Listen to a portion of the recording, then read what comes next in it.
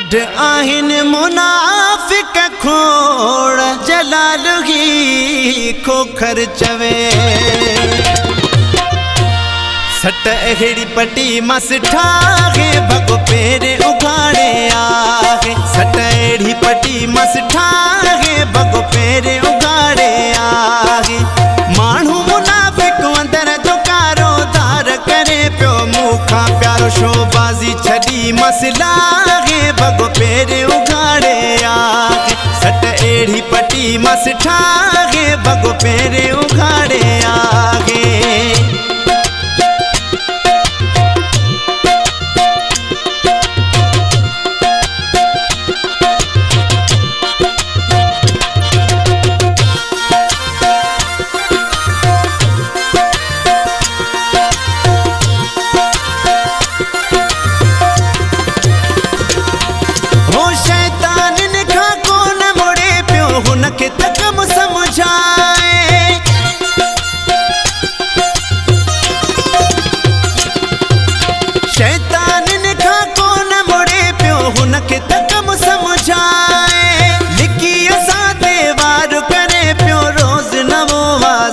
लिखी असां ते वार करे पियो रोज़ नवो आज़ार करे पियो हाणे मरे जो बि हर गलाए भगो पेरे उगाड़े आहे सट अहिड़ी पटी मस ठाहे भगो पेरे उगाड़े आहे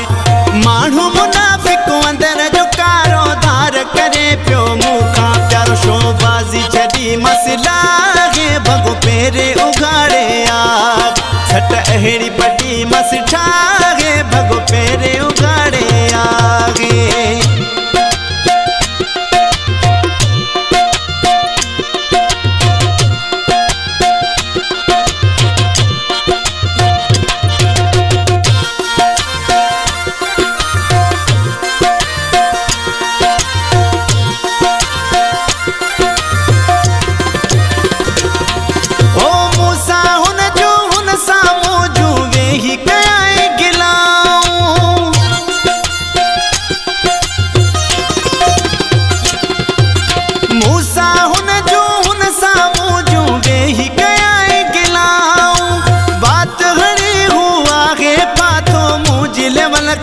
न सुञातो बात घणी हुआ है पातो मुझे लेवल के हुन न सुञातो करे गलती तो पछताए भगो पेरे उगाड़े आहे सट अहिड़ी पटी मस ठाहे भगो पेरे उगाड़े आहे माण्हू मुनाफिक अंदर जो कारोबार करे पियो मूंखां प्यारो शोबाजी छड़ी मसला भगो पेरे उगाड़े आहे सट अहिड़ी पटी मस ठाहे भगो पेरे उगाड़े आहे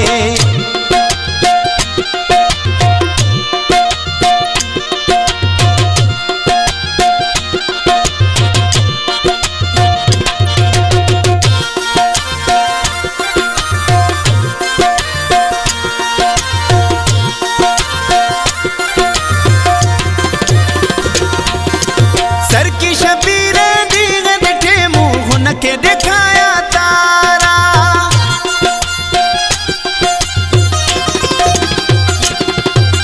सर की शबीर दीगन ठे मुंह हुन के दिखाया तारा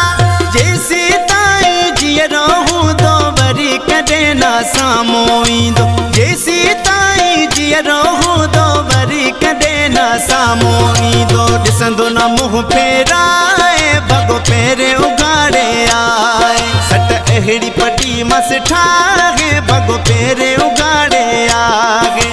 माण्हू मुनाफिक अंदर जो कारोबार करे पियो मूंखां प्यारो शोबाजी छड़ी मसला